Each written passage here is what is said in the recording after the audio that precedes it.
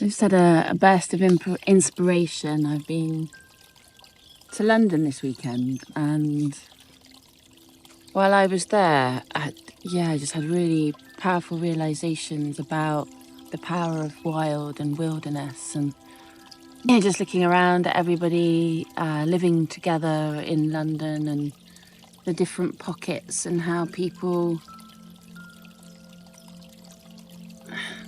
like that. I don't want this to come across as a criticism, but there's a straitjacket of belonging, everybody wants to belong. And then there's this movement where we come and belong together, even on the streets. We start looking like each other and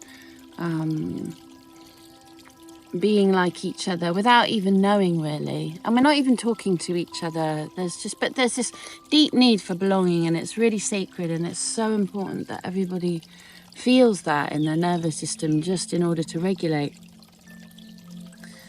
But there was this inquiry in me of like, well, where is nature in this belonging right now? Where is nature on these streets? Where is nature embodied, within us? And I come very clearly from the perspective that we are nature. So it's not that I'm viewing us as unnatural, but I wasn't feeling the whisper of the winds or the surge of the oceans or the flow of the rivers in these places, and I was missing it. And I was, with the trees, talking to these trees.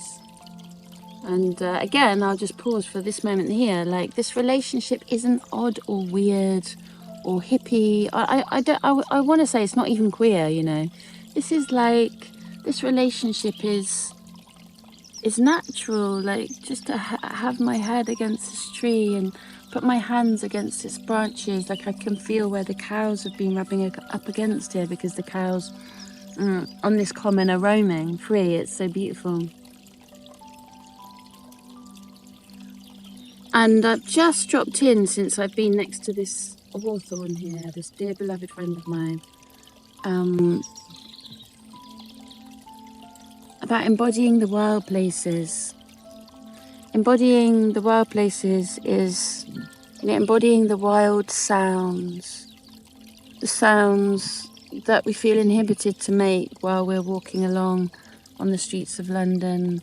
Embodying the wild expression, the expression that's untamed, the expression that maybe pushes the boundaries a bit, maybe feels a bit uncomfortable, a bit disconcerting.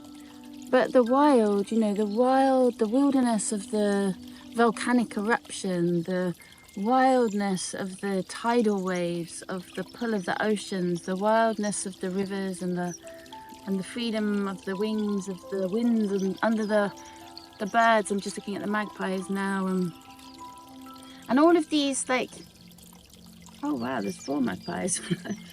These places of opening within us that are wild and free. They exist beyond the conformity and the entrained sense of belonging. They exist, and they're important to bring to. So if we can bring these wild places to each other more and more, we open up our experience more and more. That's the point of it, okay? The point of it is that we can open ourselves to more of this experience that isn't needing to purchase something or buy something or get something, but it's right here all of the time. Coming back to the experience that's right here and available all of the time. And that's where the wild is speaking to me right now. And where the wild is, like, asking us to look, like, what else is here that is already here and has always been here? What else is here? What else can you discover? How much can you open to being here? How much can you open? And the wild places are so sacred and so available and so unconditional and constant and true and aligned. So yeah, just wanted to voice that on this beautiful Tuesday morning in March, and the skies are blue and the grass is green and the sun is shining in the UK. Like, wow. Like, wow. And I'm sweating from a run, trying to get up there, fitter and fitter all the time.